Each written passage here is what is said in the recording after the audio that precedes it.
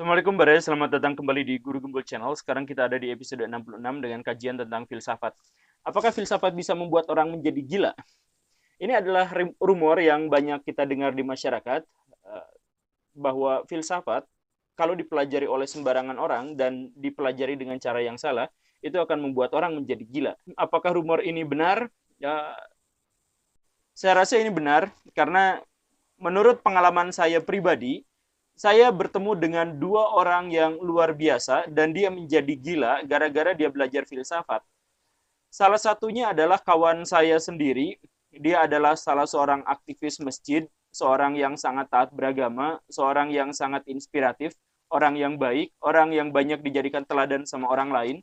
Tetapi ketika dia memasuki jenjang kuliah dan di situ dia bertemu dengan sekelompok orang yang belajar teosofi, filsafat dan tasawuf disatukan, dia lama-kelamaan menjadi agak aneh. Rambutnya menjadi tiba-tiba panjang, kemudian selalu menggunakan pakaian hitam, dan tak lama kemudian dia mulai bertanya tentang hal-hal yang aneh, kemudian dia menghubungkan dua premis yang sama sekali bertentangan, tapi dia mencoba sekuat tenaga untuk menghubung-hubungkannya, dia mulai berperilaku menyimpang, dan tak lama kemudian dia mulai menyerang orang lain. Dia memukuli orang yang lewat tanpa sebab, dia memukuli kawannya tanpa sebab, dia katakan, saya pukuli dia karena semua orang tidak tahu apa yang dia pikirkan. Saya tahu apa yang dia pikirkan, maka saya pukuli dia. Begitu, dia diruqyah, datang ke rumah sakit jiwa dan seterusnya, tetapi tidak ada yang berhasil mengobatinya. Saya adalah satu-satunya orang menurut dia yang bisa diajak ngobrol baik-baik sama dia. Jadi kalau saya berkunjung ke rumahnya, saya bisa ngobrol dengan dia berjam-jam, mencoba untuk memahami apa yang dia maksud. Dia juga sepertinya melakukan hal yang sama, tetapi dia gila. Kalau Baraya mendengar apa yang saya alami barusan, Baraya mungkin akan mengajukan dua kemungkinan. Kemungkinan pertama, kenapa kami bisa ngobrol, itu adalah karena dia sesungguhnya waras, sehingga dia bisa memahami apa yang saya katakan. Atau kemungkinan yang kedua, sayalah yang gila, sehingga sesama orang gila saling memahami. Tetapi itu nyata, dia gila. Kawan saya yang lain, tetangga saya, dia juga adalah orang yang sangat baik, orang yang sangat taat beragama, tetapi ketika dia masuk ke universitas, di mana universitas itu mengajarkan pengantar filsafat, dia mulai bertanya tentang hal-hal yang aneh, dan tidak lama setelah itu dia mencoba untuk bunuh diri beberapa kali dengan menabrakkan dirinya di rel kereta api. Gagal, tetapi setiap gagal, karena diselamatkan sama orang lain, dia selalu bertanya, bagaimana sesungguhnya mati itu, bagaimana sesungguhnya akhirat itu, apakah Tuhan itu ada? Ternyata Tuhan itu ada karena saya diselamatkan. Tetapi dia mengulangi hal yang sama beberapa kali lagi. Apakah itu korban filsafat? Mentor saya juga menceritakan bahwa kawannya juga menjadi gila gara-gara belajar filsafat. Dia mengurung dirinya di dalam kamar, makan di situ, buang air di situ. Kerjaannya hanya membaca, merenung, membaca, merenung. Dia tidak mau keluar gara-gara terlalu banyak pelajaran filsafat yang pengen dia bahas di kamarnya itu. Nah, jadi apakah belajar filsafat itu benar-benar membuat gila? Ya, untuk sekelompok orang. Tetapi secara lebih lanjut, yuk kita bahas.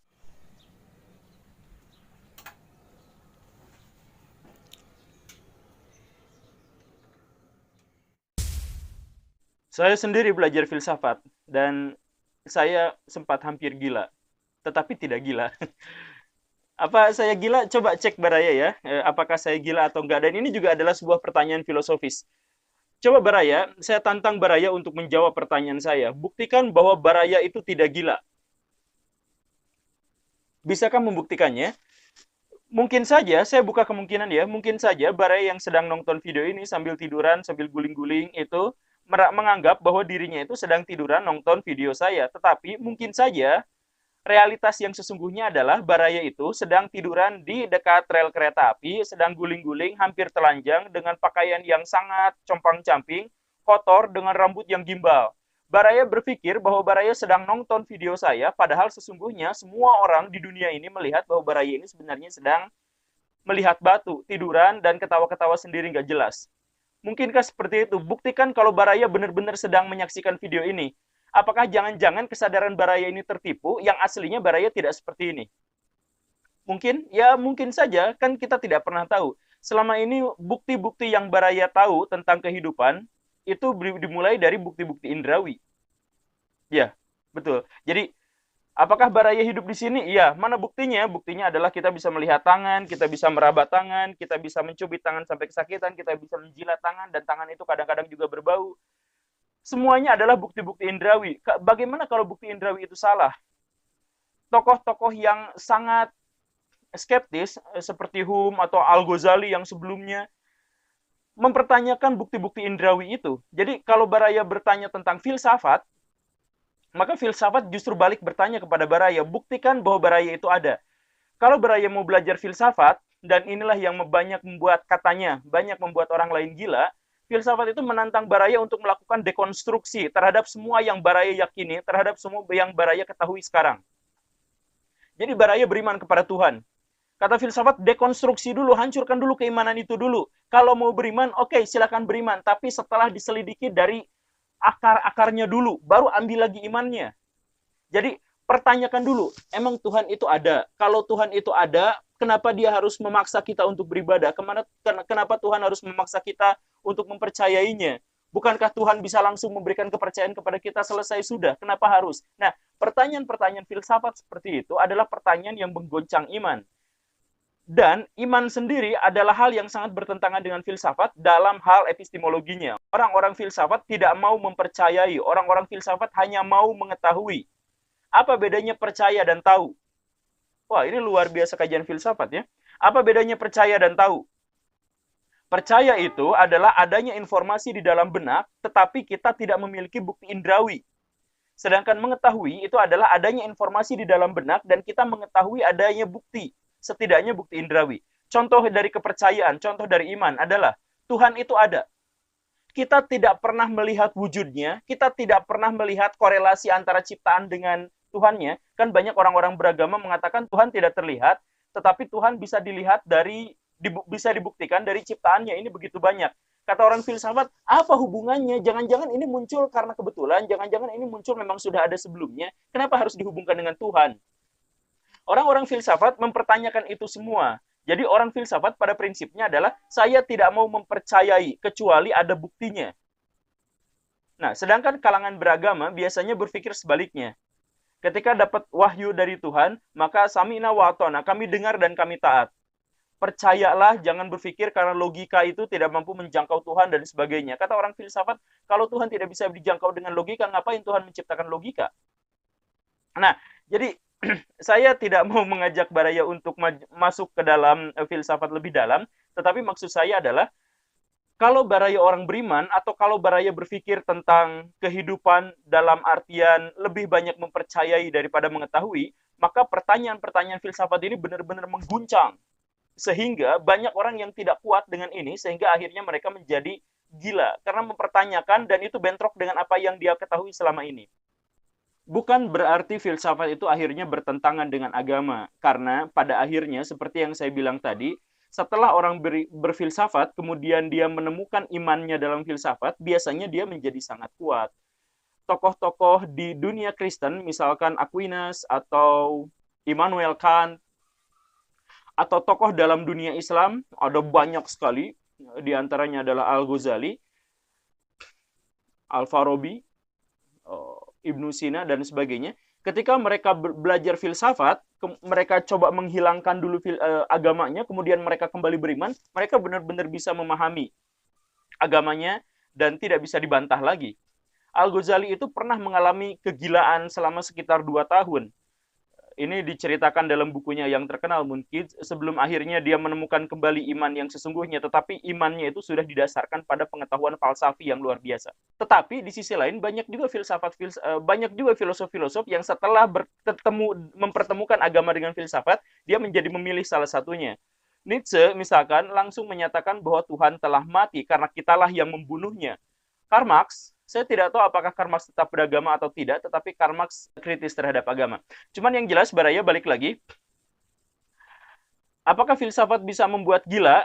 Dalam tataran bahwa dia menyuruh kita, memaksa kita untuk mendekonstruksi memberikan syarat kepada kita bahwa kita harus mendekonstruksi, bahwa kita tuh harus membuang semua apa yang kita ketahui dulu, apa yang kita imani dulu, apa yang menjadi ideologi kita, apa yang menjadi pemahaman kita. Buang dulu, kemudian kita runut dari awal lagi, dimulai dari pertanyaan-pertanyaan mengapa. Nah, itu membuat orang menjadi gila. Kalau orang itu biasanya latar belakang berpikirnya sebelumnya kaku.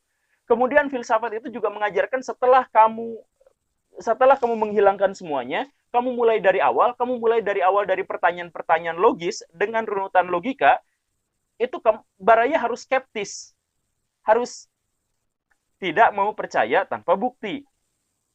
Dan setelah itu selesai, maka baraya akan dihadapkan pada pertanyaan-pertanyaan, bukan pada pertanyaan-pertanyaan tentang kebutuhan. Baraya, sebagian besar dari kita berpikir tentang apa yang kita butuhkan. Kita berpikir tentang bagaimana kita besok mau makan apa, besok kita bergaul dengan siapa. Pertanyaan-pertanyaan ini adalah pertanyaan-pertanyaan yang praktis. Tetapi kalau sudah masuk ranah filsafat, baraya akan bertanya, kenapa ini transparan? Kenapa ini warnanya putih? Kenapa saya harus melakukan ini? Kenapa saya harus melakukan itu? Semua dimulai dari pertanyaan, kenapa ini namanya bawang? Kenapa harus dipotong? Kalau memasak, kenapa harus pakai katel bentuknya seperti ini? Apakah itu adalah pertanyaan-pertanyaan yang gabut? Bukan, itu bukan pertanyaan yang gabut. Itu adalah ibu dari segala pengetahuan. Dari pertanyaan filsafat itulah akhirnya seluruh ilmu pengetahuan itu muncul. Kenapa ada pelajaran fisika? Kenapa ada ilmu yang namanya biologi? Karena dulu orang bertanya tentang hal-hal fisik, maka muncullah fisika. Kebanyakan dari kita tidak pernah mempertanyakan, kenapa kita jatuh? Ya, itu mah udah takdir, bla bla bla. Orang filsafat tidak mau menerima pendapat seperti itu, tidak mau menerima jawaban seperti itu. Dia harus berpikir, kenapa bisa jatuh? Akhirnya muncullah yang namanya ilmu tentang gravitasi. Kenapa kita hidup? Akhirnya muncullah ilmu biologi. Jadi filsafat itu adalah awal mula dari seluruh ilmu pengetahuan. Jadi agama yang kuat juga agama biasanya yang disandingkan dengan ilmu pengetahuan dan filsafat.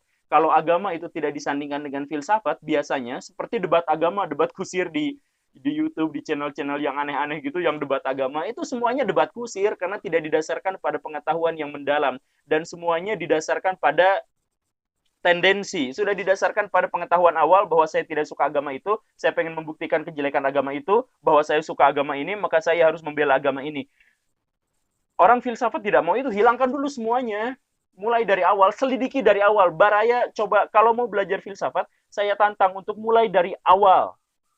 Mulai dari seluruh pengetahuan yang ada, buang dulu, semua pemahaman yang ada, buang dulu. Mulai dari awal, runutan. Kenapa ini, dan seterusnya. Kalau sudah seperti itu juga, maka Baraya punya dua kemungkinan akhir. Baraya menjadi gila, atau Baraya akhirnya menemukan makna dari agama, makna dari pemahaman, makna dari pengetahuan Baraya yang sesungguhnya. Begitu. Ya, itu hanya sekedar pengantar. Jadi, saya tidak memaksa Baraya untuk belajar filsafat, dan belajar filsafat memang mungkin hanya untuk segolongan orang yang latar belakangnya memang sudah terbuka, yang sebelumnya memang tidak memiliki pikiran yang aneh-aneh, sudah siap dengan semua kenyataan yang ada. Ya akhirnya seperti itu. Tapi sebagian besar orang kan tidak seperti itu.